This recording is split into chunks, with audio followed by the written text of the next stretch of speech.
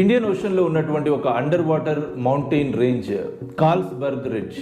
ఇది దాదాపుగా 3 lock square kilometre ఏరియాలో విస్తరించి ఉంది. ఇక్కడ మన Indian government deep sea mining జరపడానికి ఇంటర్నేషనల్ సీబెడ్ అథారిటీ లైసెన్స్ని ఇష్యూ చేసింది. ఇండియన్ గవర్నమెంట్ ఎందుకు ఇక్కడ డీప్ సీ మైనింగ్ జరపాలనుకుంటుంది అంటే, ఇక్కడ ఉన్నటువంటి పాలీమెటాలిక్ సల్ఫైడ్ నాడ్యూల్స్లో ప్రెషియస్ మెటల్స్ అయిన నికెల్, కాపర్, కోబాల్ట్ ఇలాంటివన్నింటినీ వెలికి తీయాలనుకుంటుంది. ఏదైనా ఒక కంట్రీ తన టెరిటోరియల్ వాటర్స్ లేదా తన ఎక్స్క్లూజివ్ ఎకనామిక్ జోన్ దాటి హై సీస్లో, సింపుల్గా చెప్పాలి అంటే తన కంట్రీకి సంబంధించినటువంటి తీరం దాటి ఇంకా సుదూర ప్రాంతాల్లో ఓషన్లో మైనింగ్ జరపాలి అంటే ఇంటర్నేషనల్ సీబెడ్ అథారిటీ నుంచి లైసెన్స్ తీసుకోవాల్సి ఉంటుంది.